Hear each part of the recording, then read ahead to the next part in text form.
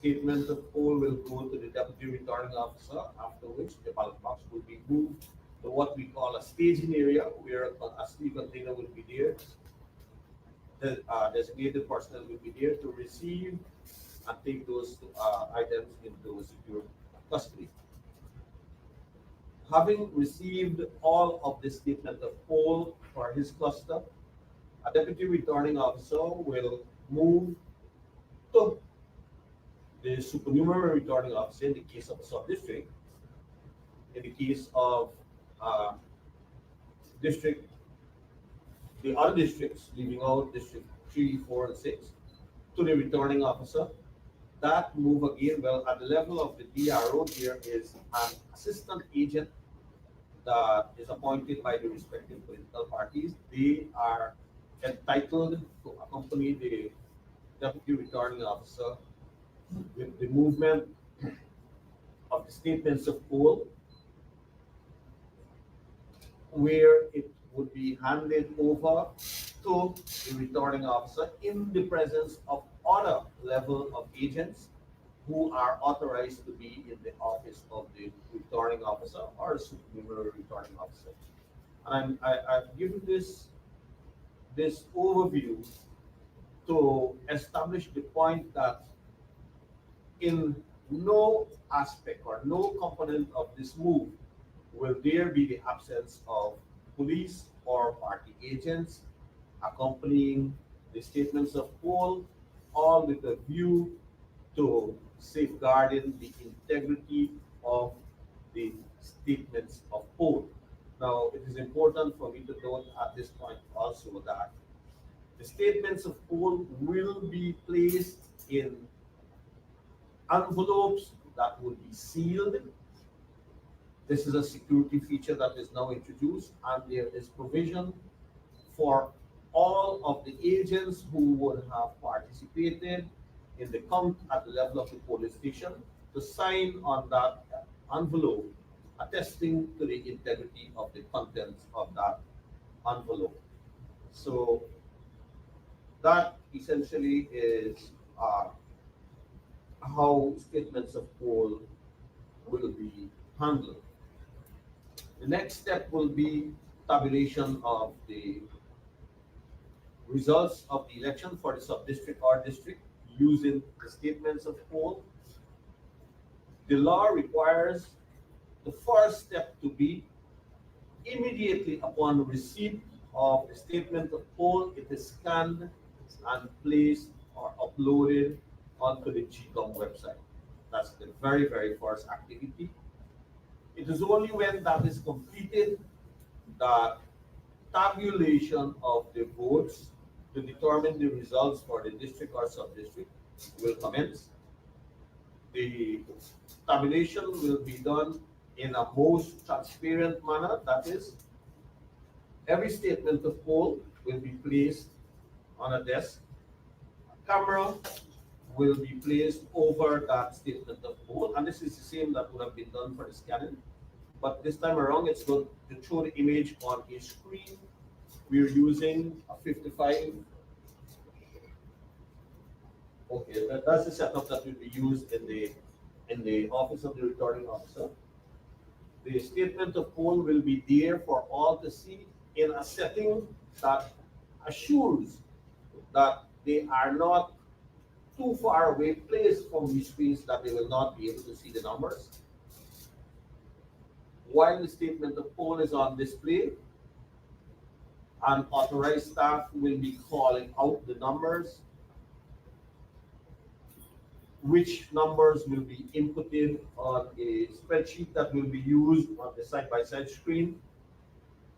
That statement of poll will not be removed until the persons who are authorized to be in that room are satisfied with the accuracy of the information transfer.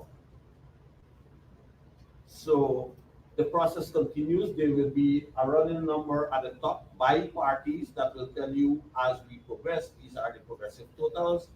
So anyone up there can say, based on the number of statements already inputted, where we're at. At the end of that exercise, the results for that district or sub-district will be known. A report will be generated on the basis of which a declaration will be made, providing there is no uh, need for any type of clarity from, again, the persons who were authorized to be there. Each, in the case of the districts that have sub-districts, the declarations made by the supernumerary returning officers will be taken together by the returning officer for those districts, on the basis of which that returning officer will make the declaration. That takes us to, so along the way, every statement of quote, an original copy must be sent to the chief election officer and the chairman. At the end of the declarations by the respective returning officers, they are required to send copies of their declarations to the CEO. The CEO has 12 hours upon receipt of the last uh, declared results for a district to put together the results for the country as a whole, including the allocation of seats for the national, for the general elections. That report, subject to ratification by the Commission, is what will be declared as the official results of the elections.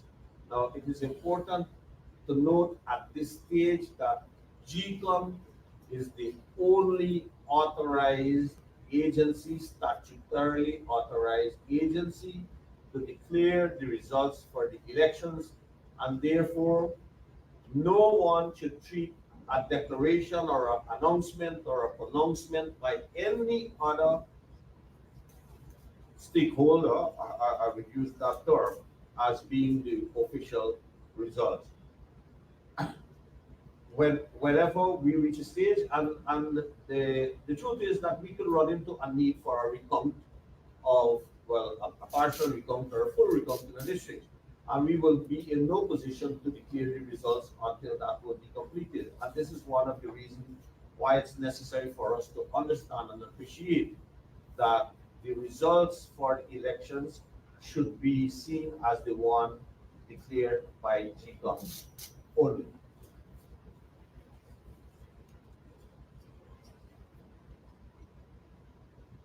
I want to touch a bit on integrity of the process, and I'm sure where integrity is concerned, when I'm done here, you will have some questions, and yes, we will be prepared to answer them.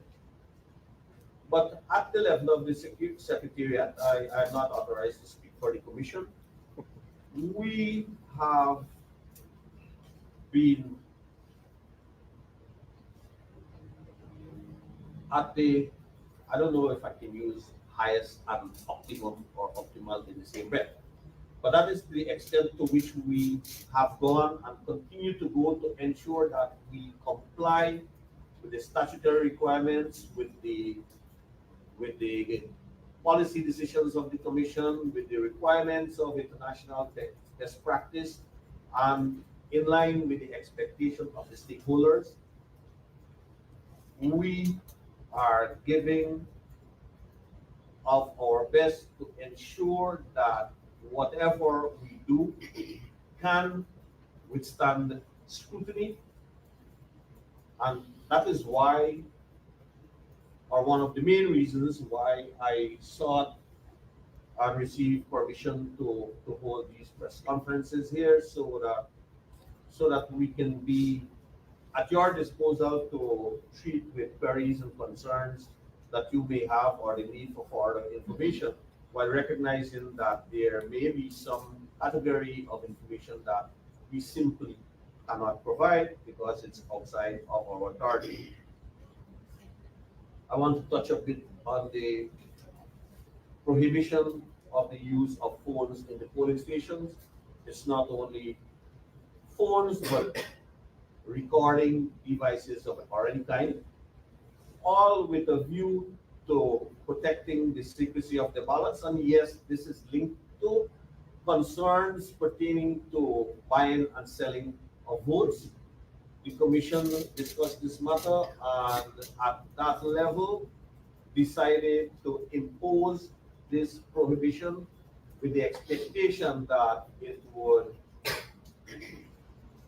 it would prevent, and prevent might be seen as too strong of a word, but the intention is to prevent voters from taking photographs of their ballots.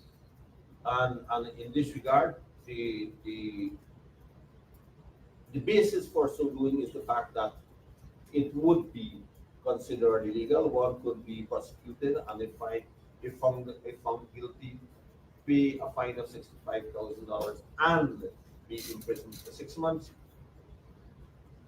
This was tested last Friday during the discipline services bulletin.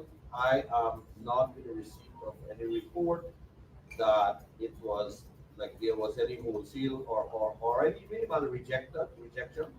I'm certain there must have been a case where the application of this rule might not have been rigid, and therefore someone might have gone in with their phone into the polling in well to the voting compartment, because you don't step into a polling booth as such.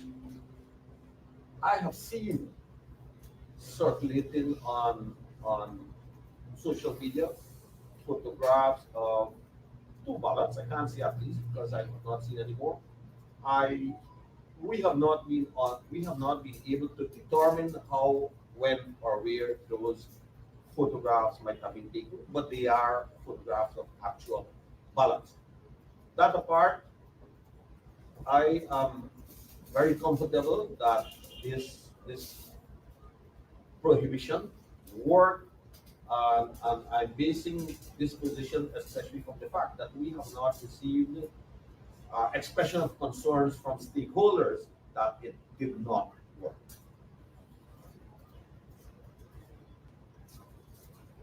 There is the case of social media post, I don't know if I can call it a report, where an elector checked on our website, they find my polling station, used the find my polling station feature, and found that she was listed to vote at St. Stephen's Primary School.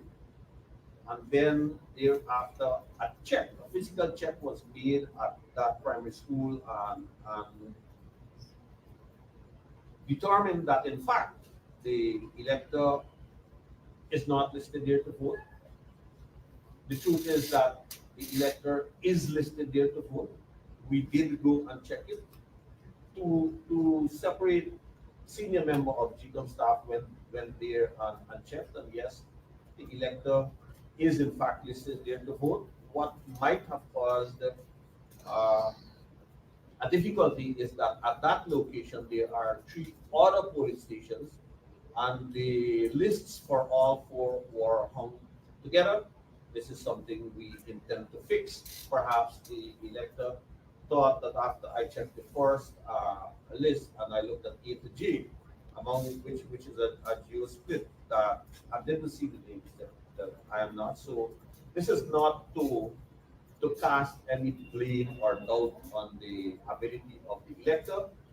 And in fact, it is very admirable that the elector took the time out to go and check on the website and then double check at the polling station. And in fact, we would encourage that all our other electors do this.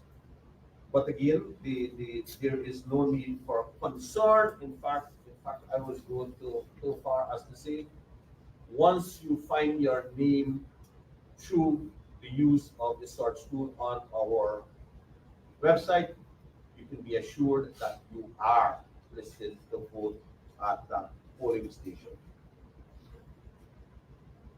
When we met the last time, I was asked about uh, for an update on the matter where it's something that I call an impersonator, where someone turned up at the Sheriff Street Gecom registration office and applied for a, a replacement ID card in the name of a bona fide elector. The police, as you are aware, was called in. Before coming to this meeting here, I inquired of the investigating detective who is dealing with this matter. He told me that they have already collected statements from all of the persons concerned, I do not know at this time that all of the persons concerned include the person who I would call the imposter. That detective told me that they are at the stage of submitting a report to the DPP for advice, and it is only then that he would be able to give me an update on this matter. Now, there is one more thing that I have done deliberately, and it has to do with the quality of the ink. The questions were raised last time. So, my dear colleagues of the media, I brought this here for any one of you to test it. Just come over, I'll open the bottle. You can come off in time for next week. That's yours. That's yours. That's not mine. If you're challenging the potency of this item, I dare you to put it on this. Thank you for listening to me. Thank you. Okay, thank you very much, CEO, for that comprehensive update. I see a lot of hands, but I recognize Ms. Chase. I ask that the same protocol obtain. Please provide your name and the media house you represent, and you may proceed with your question. I would ask that we take two questions from each person at a time, and then we will circulate and come up. So, Mr. Chase, please proceed. Thank you. Travis Chase, HGP Nightly News. I've listened to your rigorous process as it relates to balloting and counting the ballots and the polling stations and so forth. Why then wasn't Gecom able to balance the discipline services voting, the ballots? Why weren't they able to? One, that's one. And two, Gecom took a position to ban cell phones inside the polling stations, right? No. We took a position to prohibit the use of cell phones. Very well. If I hear you clearly, you need an official complaint to further investigate the ballots that you saw on social media. Why would I be investigating it? It's your prohibition. Your law has been broken. So are you telling me that you only need an official complaint in order to act?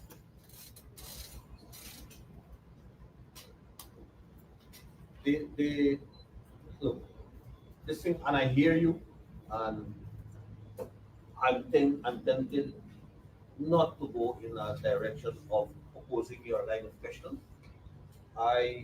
This is something that I would undertake to interrogate here, perhaps I raise it at the level of the commission tomorrow, to explore whether we actually can go in that direction. And the discipline services, why weren't you able to balance? So it's not that we have not balanced. All of the ballots that went out came back in. So there's no issue of any imbalance. Let me explain what could have happened. The discipline services ballots go out in an envelope with the name, an ID number, an address of the elector. In that envelope is a smaller envelope with the labeled with the district in which that ballot is to be counted. The direction is given to the discipline forces people not how to vote. Yes, but when you're done, to insert the ballot in the internal envelope that is labeled only with the district.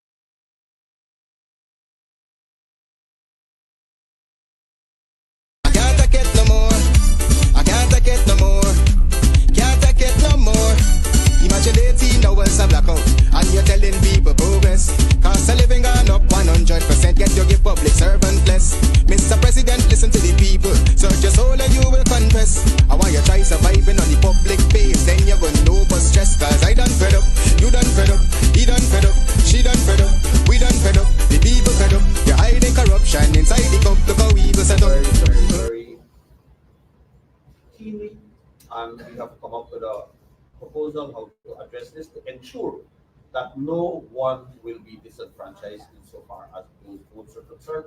But it's something again we have to take into account. Chief, before you came to this press conference, did you check to see if Gecom is in receipt of an official complaint regarding the posting of the ballots online? I didn't check specifically, but if you're talking if I would have received anything by email, the answer is no. Did your chairman receive any? I would be able to say. Oh, good day, Special Marshal News Force. I was really hoping to hear the process of how you would rectify this issue and the implication for such is that no one would be disenfranchised, but how would you, without disclosing who the person is and who they voted for, be able to retrieve that? I'm really trying to understand how it will be rectified and if there is going to be an impact.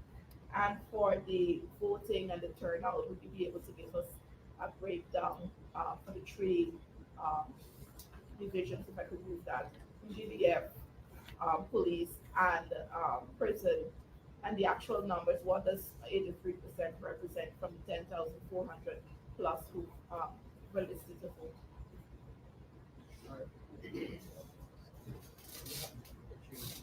All right, I'm advised because Mr. Nardo was who's the one who had oversight responsibility for this, and I'm advised here that this is something we can do. We're not in a position to give it now, but we can certainly provide that. What's that? The breakdown The between the breakdown? different services. And if you were to come back, I hear you, Mr. Khan, and if I were you, I would have been asking the same question. I'm not in a position to do that without having put this into the commission. But I assure you the intention is to ensure that at the at the point of the close of the tabulation of, well, not tabulation, counting of the votes at the polling station, all of the ballots for the disciplined forces will be properly accounted for and properly counted. Where did the mix up? Because you said one may have slipped into the other region's box or something of the sort. Did I get you wrong? No, not I'm still- trying to ascertain where did you realize that an error had occurred with regards to balancing the envelopes? So we recognize the error only at the point where we found that District 4 had two additional ballots, two additional envelopes containing ballots, and there was one short for District 5 and one short for District 10. So and the other regions are all balanced. So clearly we know where we have to focus in terms of addressing this problem. So it was detected at Gecom's headquarters, at the tabulation.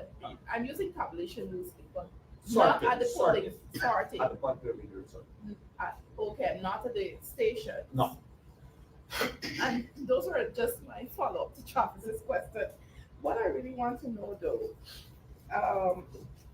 with regards to the positioning, I recall during the last press conference, you said that persons would not be permitted to use their cell phone, but it was also banned in the sense that there was going to be a table right next door and they would be required to rest that phone there.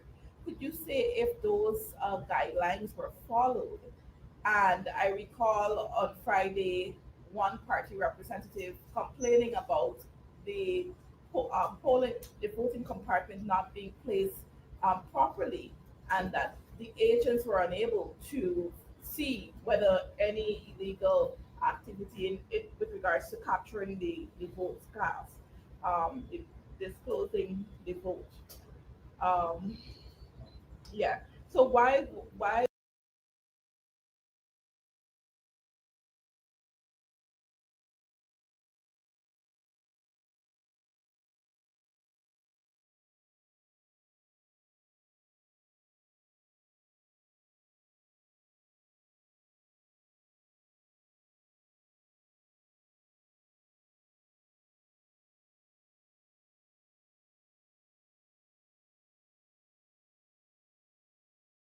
Right. So prohibition of food. On the morning of last Friday, before ballot attendants and ballot clerks were dispatched, Mr. Nardio was brief those uh, personnel about the need to comply with the instructions that they receive during training, but more specifically with regards to ensuring that the envelope that you're giving to the elector in fact belongs to him, which requires double checking the ID card. Thereafter, I used the opportunity to emphasize the need to comply with the rules that we shared pertaining to the prohibition of food. I personally did not go out to any ballot station. The GCO went out. As always in the track, I stay one place so that I can respond to the emergence of any concern that may require immediate input. So I did not go. I did receive uh, a feedback from the commissioner that the notice was not placed outside of the ballot station, although he did see it inside, and that he did not hear the announcements being made. But correspondingly, I have received reports to the effect that in fact the notices were placed as required, and that in fact there were announcements made. So I would only, I would say, look, this is the first time that this thing has been put in place. It was a testing ground for us. It is something that we hope to improve on for election day Monday coming. And in fact, the rules, these instructions pertaining to the prohibition of cell phones has been sent, is being sent to every single polling station in the form of a desk reminder with a view to ensuring that the rules are applied. Deputy returning officers who will have responsibility for those polling stations, clusters of polling stations, will be required to go around to these polling stations to ensure that the, the rules are applied. There is only that extent that we can go to ensure that the rules are applied and to take steps to or to take corrective measures where we get reports that the rules are not being And the positioning of the voting compartment, is there a standard way in which it's so supposed to? so all right. And again, this is the first time that we're doing this. The rule was developed in such a way to ensure that the or rather to not task only the GCOM staff with this responsibility, especially considering that this rule has been brought into place with focus on concerns raised by stakeholders. So we thought it best to ensure that stakeholders also can have a say in how this rule is being applied. Now, I heard the concern about the voting compartment not being positioned in a way that facilitated the agents from seeing the entire body of the voter. In this regard, I want to make it clear that the operations of a polling station is GCOM's responsibility. Those rules apply in the first instance to GCOM personnel, more specifically the presiding officer. And it is that presiding officer who, in the first instance, would be tasked to ensure that the rule is applied. Therefore, it is that presiding officer who will be one, who will need to see the greater part, if not the whole body of the elector. Now, myself and the DCO, we have considered this issue and we have decided to come up with a pictorial example as to how a voting compartment should be set up with the image of someone standing there so that that could be followed as an example to have the voting compartment set up so that we don't end up with a type of situation that occurred on D-Day. Go ahead. Mr. Prasad, uh, does the returning officer and the assistant returning officer have, presiding officer, have the right to stop voting if their department is in proper position? Should voting cease once the department is in proper No, no, position? no. All it would require is for you to reposition or position the voting compartment accordingly. And if it is not, There's no reason why it won't. The voting compartment is a piece of cardboard. the reason I'm asking is because I heard one political party representative insisting that once the department is not in proper position, that there should be no voting. And this is why I emphasized at the beginning of my response that that polling station, the operations of that polling station is Gecom's responsibility, not that of any political stakeholder. No stakeholder has any authority to stop the operations of a polling station. Thank you very much, Mr. Sugar. Mr. Oliver. Thank you, Yolanda. CEO, just a couple of follow-ups based on your statement today, and when time permits, I have follow-ups based on last week's press conference. Just to confirm, 83% turnout on Monday. All right, and the voting. If a the photograph, or the ballots, the allegations that these ballots have been made public. If a complaint is made to GCOM, can you walk us through what the process is if a complaint is brought to you that a photograph of a ballot has been taken? Also, if you can walk us through the process of if somebody is found with their phone using it within the polling station on E-Day, what is the process of dealing with that particular person?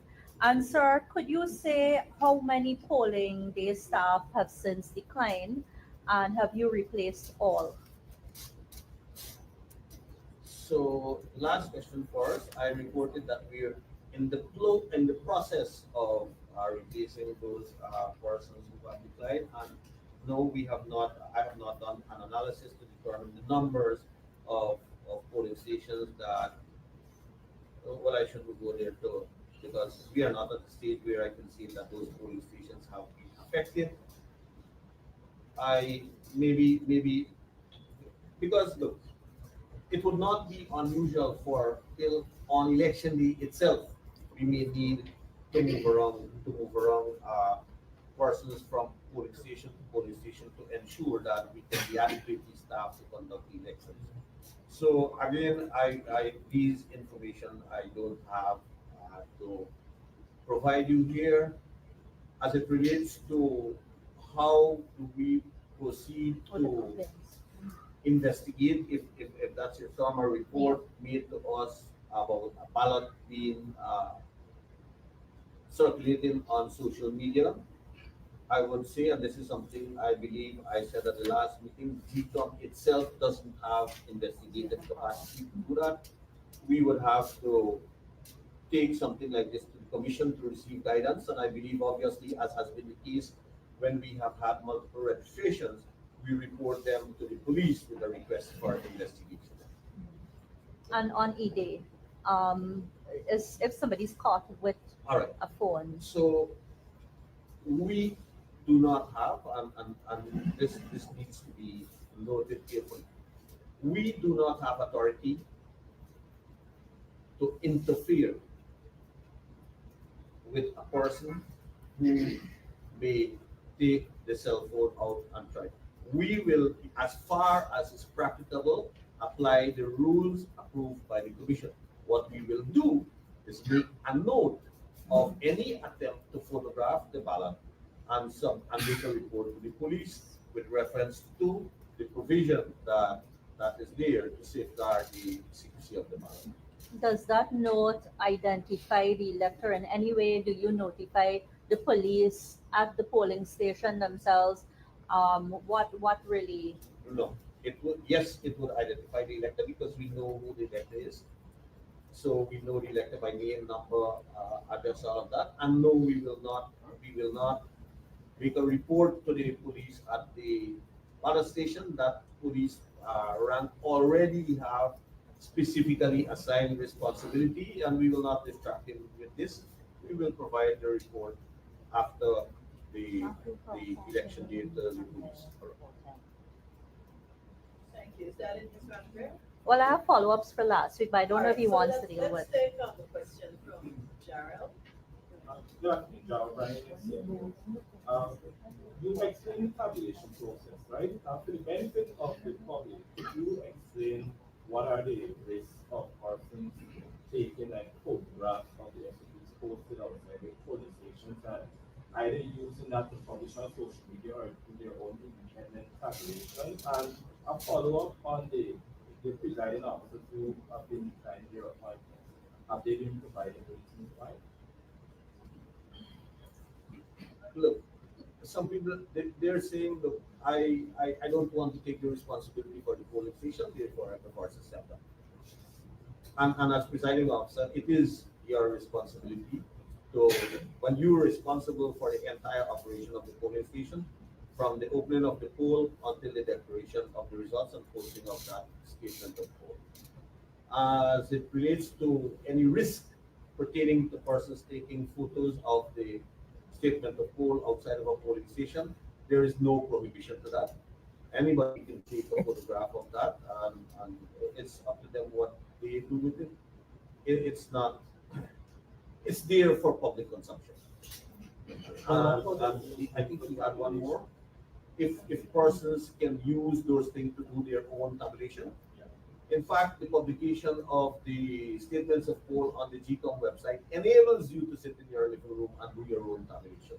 All we're saying here is that no one must accept or recognize any pronouncement being made from a non-Gecom person as the results of the election. Thank you. Hi, me again, Chief Election Officer, or Mr. Giddings. Have deaths reported by the Commissioner of Police or the Chief Medical Officer been processed for deletion?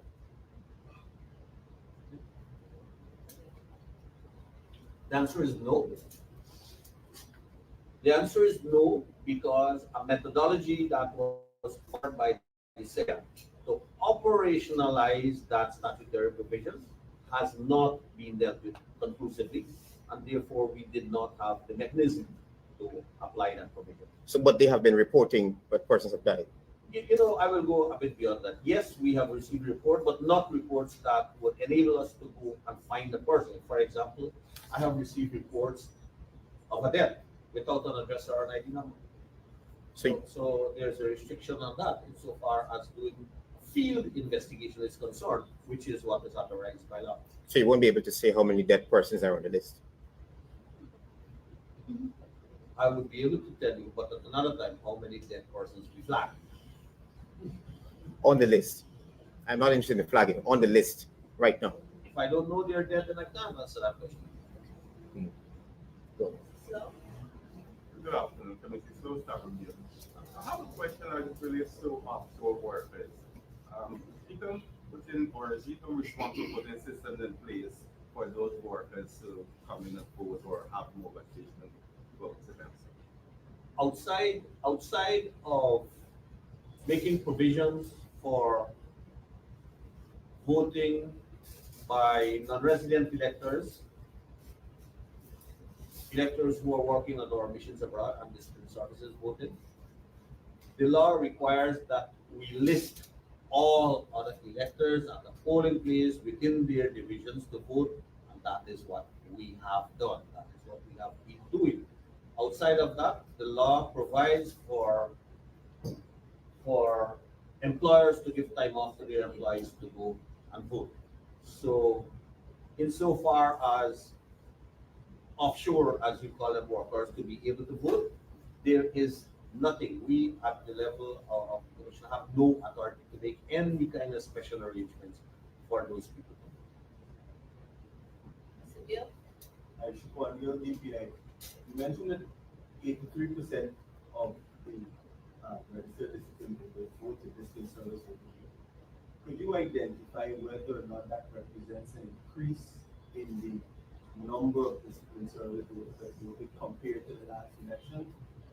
Or Delicio will respond to it. Right, so just to speak to the breakdown that was requested earlier. For the Guyana Defense Force, 2,575 ranks would have voted out of a total of 3,106, representing 82.9%.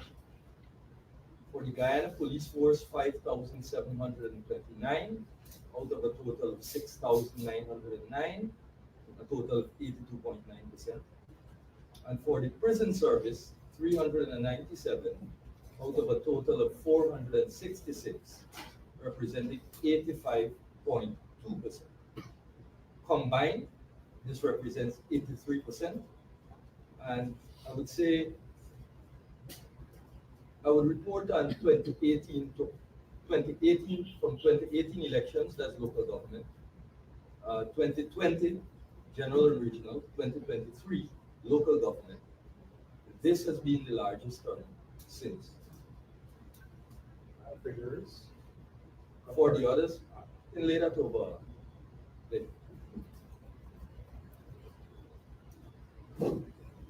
Thank you, Jeff. Mr. Ryder. I'll follow up on the forward this question. Gecom has provisions for transport and cargo personnel. So has the commission discussed at the level of the commission possibly extending this to It's also? a legal provision. The law clearly includes members of the Transport and Harbor Department, but not only that, only those who will be engaged with the running of a vessel on that day, not across the board. Marshall. With regards to the party agents or the polling agents, I've seen reports which suggest that they were unable to verify the identity of the voter, the elector, with how the ID card is positioned, displaying of the ID card. And I asked this question against the background of the allegations that somebody attempted to impersonate an elector or a registered elector, change the information. So if I am a party agent and I'm unable to see clearly, the ID to verify the identity of that person who is say, Savannah Marshall, how is that being resolved? And again, the issue of some of these outdated ID cards, because you might say, okay, we have the folio, but then if the image is outdated, like it's two completely different persons. That's one. And my other question has to do with the displacement of electors. I know that you said that the polling stations are out and the lists have been posted, but I've also received reports which suggest that electors have been incorrectly placed outside of their division. Say, for example, I live on the East Coast, but I also once lived on the West Side. My address in the system says that I live on the East Coast, but my voting division, it wasn't changed in the system. So now I'm required to go and vote on the West Side. What could be done to address this issue? If you've received such complaint.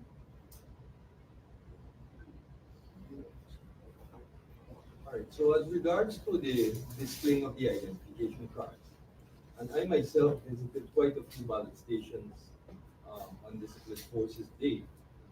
And what I found, and this is the guidance that had been given to our presiding officer, the accommodation when setting up the polling station must be such that these persons can see clearly that identification card, and they must not flash the card. They must display the card, and if requested to display it again, they shall comply. obviously some reasonable level of balance has to be um, prevailed there. Now, I think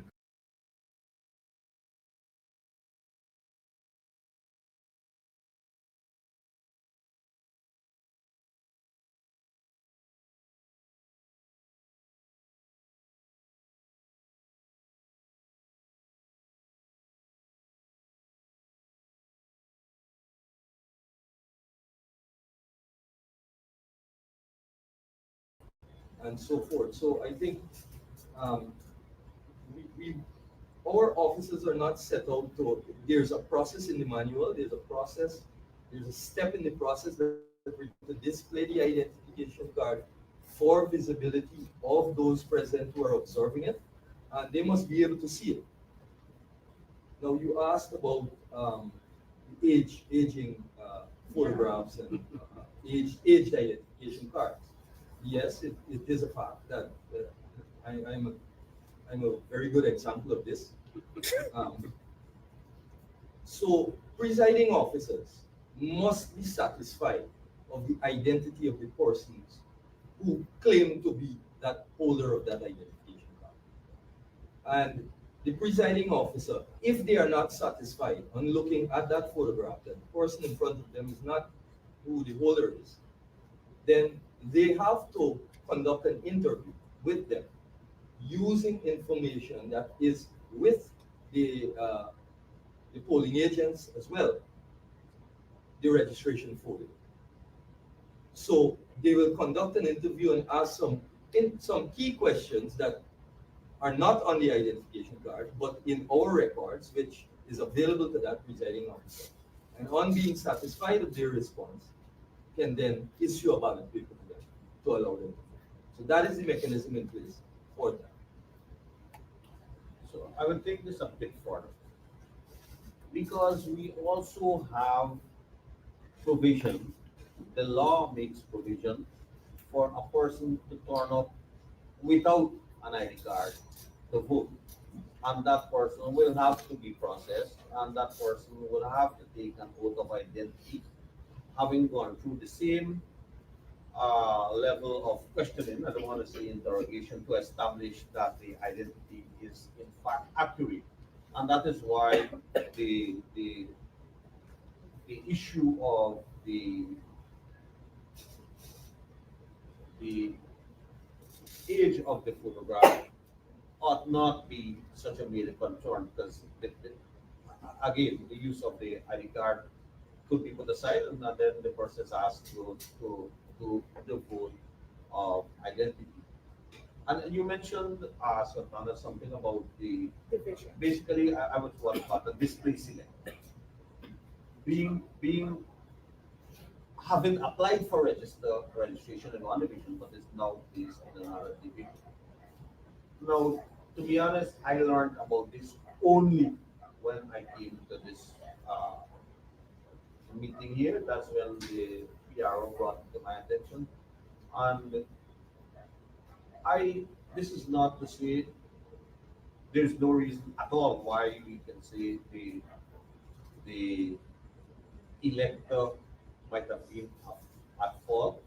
I'm sure if we were to investigate this, we would find that this must have been as a result of a technical or encoded error of some sort at the level of the commission. Regrettably, at this point, it is not possible to correct that. Just a clarity, you're saying you've never heard of this issue before because I see it circulating a lot on social media. I personally have not heard of it until I came to this meeting and the PRO informed me. The And don't be surprised, Latana. I really don't have the time to. Did the PRO inform you of an official complaint or a social media post? Social media. Oh, okay. Would I be able to have my follow-ups now? Go ahead. Thank you. Just checking CO and the CO. Any breakdowns on the religious buildings being used from Monday? Which regions? How many? Can you say if any playgrounds are also being used? And in a, the private residences, any update on that particular issues? Are any private residences being used? And I needed some clarity. Again, I know this issue came up last week. The voting at the embassies and consulates. Have those ballots been returned? And could you walk the public through the process for the return of those ballots? Are there special couriers, Gecom staff, security, an election agent? If you can let us know. And my last issue to ask you, I know all of you may have represented the interests of the press very well to the commission. Has the chairperson now made any commitment to meet with the press? On the issue of the polling stations, a breakdown by private residences, you wanted to know religious buildings And playgrounds. and so on. I don't have that specific information, but just today, the list of polling stations has been published to the website, and it does have fields regarding, we call it government buildings, public buildings, private residences, and other buildings. And from that, you can determine those other buildings if they're, community centers or maybe religious buildings, mandirs, and so on. I cannot say whether, off the top of my head, whether there are any particular playgrounds, but I'm quite sure that we are using play fields in certain areas. I think I recall this being said to us by our logistics manager, where we may have to place tents. But I implore you to go and look at the post that was made today of the list of polling stations that are available. Just a follow-up to that, Mr. Giddens. There was a proposal, I think, from one of the parties last week for private residences. Any of those incorporated in this list? No, the commission did not instruct any changes to be made as at the last meeting, so they are not incorporated in this list at this time. On the issue of non-resident ballots, Yeah. I can report that all of the missions, there were 20 missions, comprising of some 92 electors. All of the missions have returned packages to us, the last of which was received yesterday.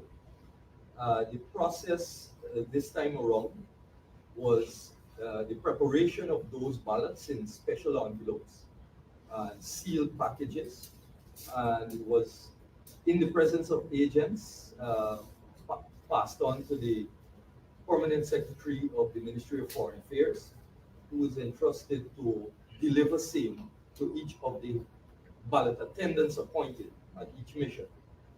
I am aware that those ballot attendants actually traveled to Guyana, uplifted their packages, went to their respective missions, returned to Guyana with them, and delivered them to the Chief Election Officer Are these in the presence of agents. Are these names gazetted, the ballot attendants, They the are. peasant, Yes, they are. the special And on our agents? website, yes. On your website? On Okay. the website and Gazette. Okay. Yeah. And So- yeah, sorry, go on. Well, the process, those packages have not yet been unsealed. When at an appropriate time, I believe next week, later this week, sorry, I'm still in the weekend.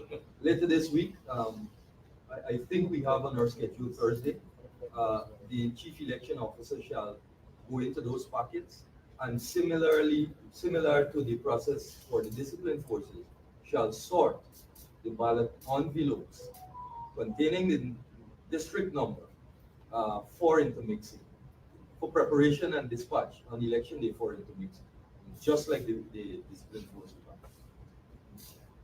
And the commission briefing the press, was that issue raised last week? You mean as it contained a request, if I may call it that, from the media for the chairman Yes, to Mr. appear Purcell. at I did not. Okay.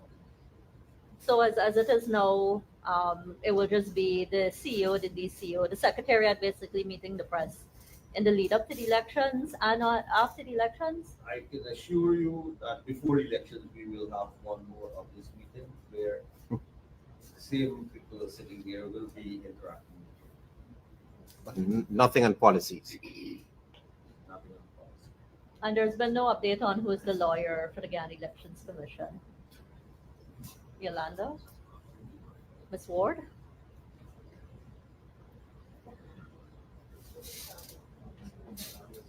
We still have not received the 14. So the issue was brought to the attention of the chief. And they're doing it. Launch secret society. Sorry? Gecom sort of a secret society at launch. Go ahead, Svetlana. In Region 10, the Cookwan Secondary School was destroyed by fire. Could you say if that was among the polling stations listed, and what alternative is being put in place to ensure that voting takes place smoothly in Cookwan? So the answer is yes. The polling station was housed in that building, and we have now shifted to the student dorm in the same compound. So there will be no one will be affected. No issue. The students' hostel at Pottsville, Copeland. Just Section 363. Back to the issue of the ballot being posted online. It's of concern to me and have to ask. We barely hear you. I said the issue with the ballots being posted online, the ballot being posted online, it's of concern to me, so I have to ask. Given this whole issue with the photograph, is Gecom willing to go back to the commission and reconsider its strategy rather than having the person place their cell phone on the table right next to the voting compartment, probably lodge it or something, and have the officers there enforce it even stronger to make it more secure. Also, I want to know, the last time I was here, I asked the categories of voters on the list, particularly the first-time voters. Can I have that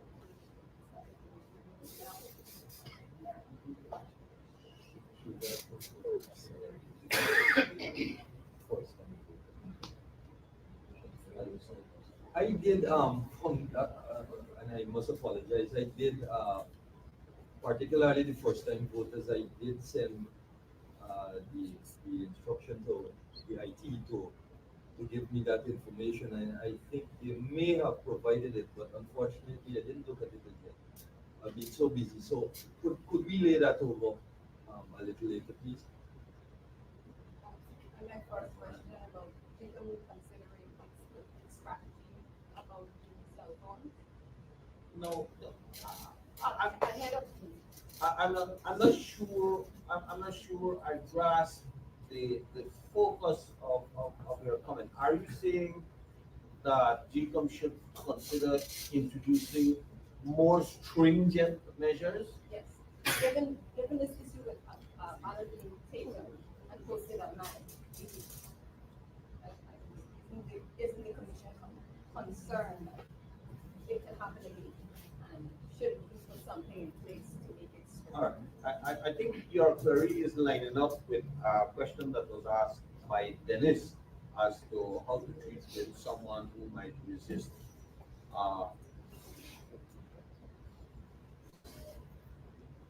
turning off or putting away the phone.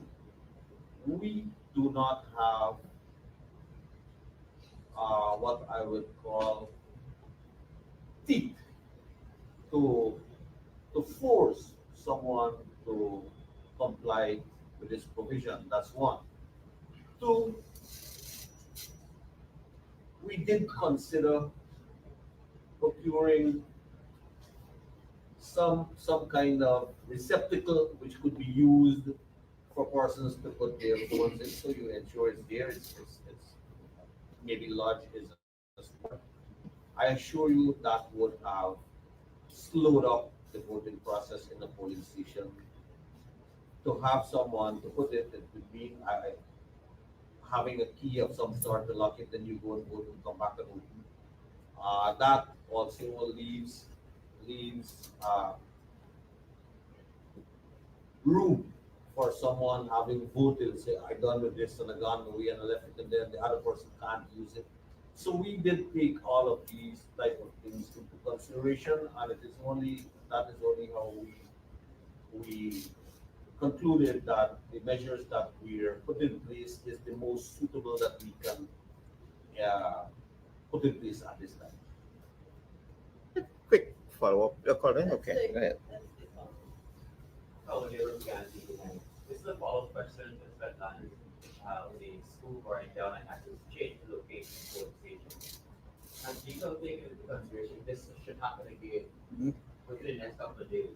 Have you picked secondary locations in case it happens again? So if it happens. I'll answer telling you this one. If it does happen again, we will have to find it. But, You say, about how many persons have you got on your register who are registered in one location, but their polling place is located in another? And what steps have you taken to rectify?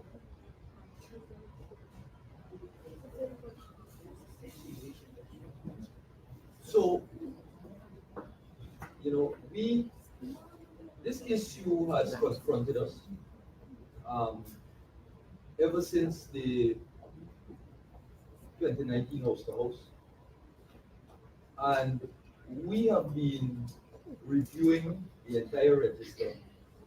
It is a painstaking process because it has to be done manually, since addresses of persons are, while they have to be tied to a division, there is no automatic or way in the system that this could be done automatically. As you know, divisions are mapped, or polling stations are mapped to divisions. So that in that way, it is automatic that once you belong to a division, you shall be mapped to this polling station or either one of these polling stations in that. The matching of addresses to divisions in that way is a manual one. These issues would have arisen coming out of House to House 2019, and I can say that we have addressed. There are not many. They weren't in a widespread amount, and we have corrected what we discovered over the course of time. Now, obviously, because it's a manual process, it appears as though, and I have not received the specifics of who is it. I don't know if it's one person or multiple. Well, I have not received the specifics of those, but I rather suspect, Dennis, that in my consideration, if it is an error of Gecom, then we have to ensure that we do what is necessary to ensure that elector is availed the opportunity to cast their ballot without any difficulty. We cannot correct the list at this point in time. It is already being certified, the lists are already being produced and published, and in ballot boxes, as we speak, ballot boxes are being backed. So what I would do is, if I receive such information, if the elector reaches out to us, or we can reach out to them, then we can facilitate in maybe providing transportation to bring them to their polling station on election day. These are general and regional elections. This issue is district specific. So there is no case where someone has been displaced out of district. So at the end of the day, they can be facilitated at a polling station, notwithstanding it may be in a division aside apart from where they reside.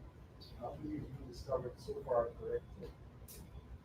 I don't have a specific number, Dennis, but I can say it is in the teens that we would have found and corrected. Because we correct them as we move along, and we never really kept stats on them, because what we do is we went through a process every time we generate a list, like a preliminary list of electors. We would ask the registration officers to go through them, as I said, manually, each and every entry. And through that process, we would have discovered several across the board. Unfortunately, the one that I'm hearing about now, we may have missed. Is the commission aware of this? Is the commission aware of this question? I, I, I won't be able to say.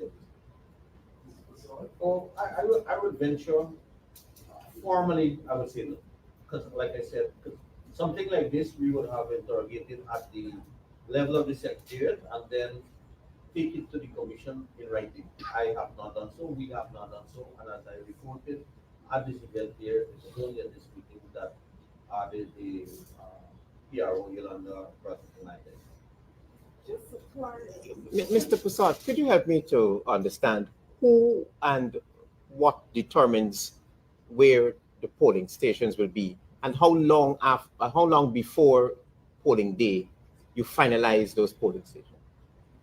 All right, so the placement of polling station, the criteria to be used for the placement of a polling station is that electors are required to vote at the polling station in the district or sub-district where they live. So it could be any of the four corners in that district. There is no set criteria that it must be in the center, for example.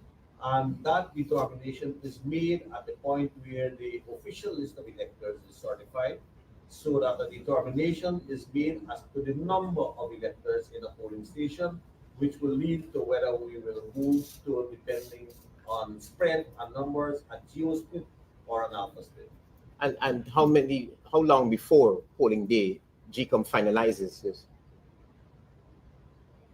I specifically with this one, I think the list of electors was certified on the 29th of July. July. But did you recently approve some polling stations for the People's Progressive Party, sir? First of all, at the level of the secretariat, we don't approve polling stations for any party. We work with the list and the criteria for setting up of polling stations. What usually happens is that the list of polling stations are shared with the stakeholders to see whether they have concerns pertaining to location of those any of those polling stations. We did that. The list of polling stations was sent to each of the contesting parties. We received responses from the PPP and the APNU. We put them together and interrogated those concerns in the field. We did a presentation addressing every single concern for every polling station and ended up with approval of our recommendations at the level of the commission, and those recommendations were applied. I have learned that there were some further objections by the PPP. I am not aware, and I dare say the DCO would not be aware of any of those having been addressed and certainly not applied to the list that had already been approved. Having said that, let me assure you that it is not unusual for there to be last minute changes to polling station. The determination of that is vested in the commission. Thanks. Sure, that's Marshall. So, Just for clarity, sir, when I asked my question with regards to the division, you said you were hearing it for the first time. And when I listened to the DCO, I get the impression that this has been a recurrent issue. And he said it's not, a widespread, but it's in the teams. Is it for this electoral cycle that you're referencing that it's in the team? I'm just trying to understand when exactly for this electoral cycle did you start receiving complaints with regards to the displacement of electors. Their addresses are completely different from the divisions. They're not voting within their respective division. Because I'm just trying to understand the magnitude. You said it's in the team, so some people, it may be a major issue. For you, I guess not. No, well, maybe CEO would not be aware because the actual discovery and rectification of this happened sometime in and around post 2020. Um, during the period after the elections, we would have gone through a process of looking at the register and looking at the actual OLE um, and moving to rectify these things as we discover them. So the things that I'm talking about, and this is why my memory is a little foggy on this matter, it was quite some time ago. In recent times, we have not seen reports of this. Our ROs are always tasked with looking through these lists, as I said, manually, um, in an effort to discover them. And in recent times, I have not, and recent times meaning maybe for 2023 moving on to now. Um, Me, when from the time I was appointed, I have not really seen any such issue being raised nor rectified. And just a clarity, Sultana, my response was specific to the issue that you raised today about something existing now that I would call displacement. I truly was not aware of it. The other thing, my final question, you spoke about the tabulation process and you said that the SOPs are submitted to the returning officer. They first must be uploaded. My question is it to be done simultaneously, or say, for example, district has, um, say, say 500 polling stations, so the SOPs to those polling stations have to be submitted to the RO. Is it that they have to upload all at once, have it uploaded, and then you start the tabulation of the votes? Is that what you're All, saying? all Or it's not? one after the other. No, what I'm trying to But understand yes, is if yes. it's going to be done simultaneously. No, it's No. not. It's not. There is a first tier where the law actually requires this, that the statement be immediately uploaded to the website on receipt by the returning officer or the supernumerary returning officer. And so that process is on receipt, they will obviously have to open their packets and do some logging. And then that will move immediately to a process that sees them scanned and uploaded. And then at some point in time, depending on what district or sub-district we're talking about, and depending on the quantum of receipts, in some cases we may actually wait for all the statements to come in to commence the tabulation process. Aren't you concerned about how this affects the declaration of the results? In previous elections, we see that days pass, no declaration. And with this system being implemented, I suspect it's going to delay for the tabulation and subsequently I the don't know that. declaration. How come you're foreseeing a delay in the uploading and then ascertainment? The uploading, as a matter of fact, we have a streamlined process. We have developed software and so on to cater for this. So we don't see that the uploading is anything that will significantly hamper the commencement of the ascertainment. Now, the ascertainment process, or the tabulation as we loosely refer to it as, um, we have made some determinations as to how long it may take to actually go through a statement of poll and record it in our tabulation form. What we may not be in control of is any discussions or objections, which we are required, the ROs are required to address. That could lengthen the process, and we hope that they are not, any big issues on the day. So, as I said, I think in a previous, I did a demonstration of this um, at several engagements. And we believe that once the ascertainment process commences, it shall continue, shall be continuous until completion. The legislation now requires that districts 3, 4, and 6 be subdivided. So it is not 1,088 polling stations or 1,088 general election SOPs that will be tabulated by one officer. It is now subdivided by sub-districts. So we believe that all in an effort to ensure not sacrificing accuracy and transparency and all of these things, that with these changes and modifications to the process and the implementation and the use of technology and so on, now that it should be any extended period. Oh, no, I just asked the question because in the past we had to wait days for results. So with this new system, it's just an issue of how long it would take to get that process done and whether it was it's going to be more efficient to do it simultaneously, but you said it has to be done completely. Every time we implement anything new, not only this, we always go through a SWOT analysis and determine the risks and all of these things. So that has been done. It's not simply, we have to comply with the law.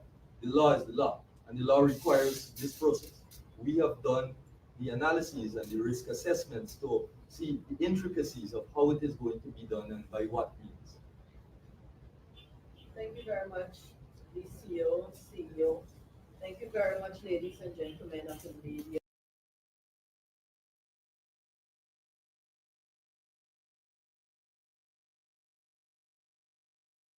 Yeah, my name is Jasniti Kaldata Francis Vietnam, and since 1965 I become a voter, and I always place my X next to the cup.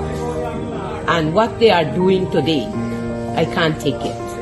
So I have no more vote to give to PPP anymore. I'm not going to vote anymore no more. If they have to lose by one vote, they're losing it by data. Sit there and fabricate that. Unless you say who the person is, I can't comment on anonymous people. Okay, well, let's talk about specific individuals. What is your relationship with Mr. Su Jurong? Su. Oh, Su. My relationship?